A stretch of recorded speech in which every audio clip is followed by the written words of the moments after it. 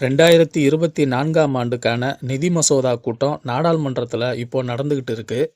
இந்த கூட்டத்தொடரில் விடுதலை சிறுத்தைகள் கட்சியின் தலைவர் எழுச்சி தமிழர் தொல் திருமாவளவன் அவர்கள் கலந்துகொண்டு மக்களின் பல பிரச்சனைகளை கோரிக்கையாக தினசரி முன் வச்சுக்கிட்டு இருக்காரு.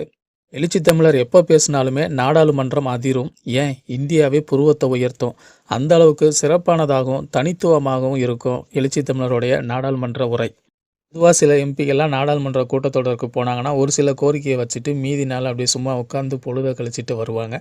ஒரு சில எம்பிகள் நாடாளுமன்றமே போகிறதில்ல. இது அப்படி இல்லைங்க.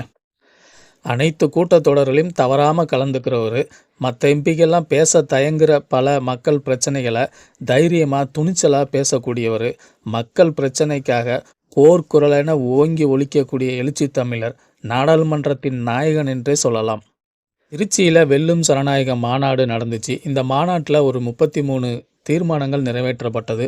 இந்த 33 தீர்மானத்தில் ஒரு சில முக்கியமான தீர்மானத்தை நேற்றைய கூட்டத்தொடரில் எழுச்சி தமிழர் அவர்கள் நாடாளுமன்றத்தில் பேசியிருக்காரு.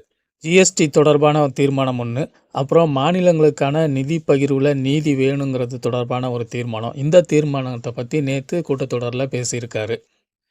பொதுவாக மற்ற தலைவர்கள்லாம் மாநாடு போட்டு கூட்டத்தை கூட்டி அதை வச்சு கூட்டணி பேரத்தை வெற்றிகரமாக முடிச்சுக்குவாங்க. ஆனால் எழுச்சி தமிழர் மக்கள் பிரச்சனையை மையப்படுத்தி மாநாடு ஒன்று போட்டு அந்த மாநாட்டில் மக்களுக்கான பல தீர்மானங்களை நிறைவேற்றி அந்த தீர்மானத்தை நிறைவேற்றக்கூடிய பொறுப்பில் இருக்கக்கூடிய ஒன்றிய அரசோட பார்வைக்கு படுற மாதிரி நாடாளுமன்ற கூட்டத்தொடர்லேயே அதை வாசிச்சிருக்காரு. எழுச்சி தமிழர் எம்பியாக இருந்ததுனால தான் இதெல்லாம் சாத்தியமாச்சு. எம்பியாக இல்லாமல் இருந்திருந்தா மாநாட்டில் நிறைவேற்றப்பட்ட தீர்மானம் மாநாட்டோட போயிருக்கும்.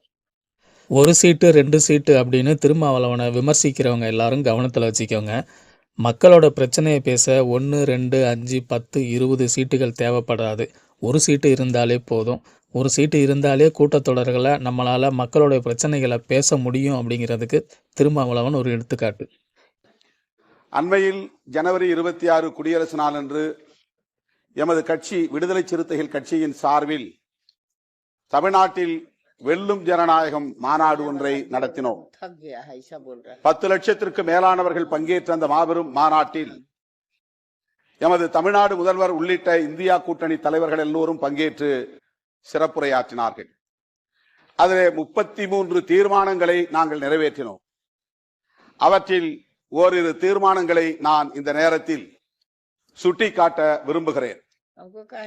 ஜிஎஸ்டி வரி விதிப்பை முழுமையாக திரும்ப பெற வேண்டும் என்பது ஒரு தீர்மானம்.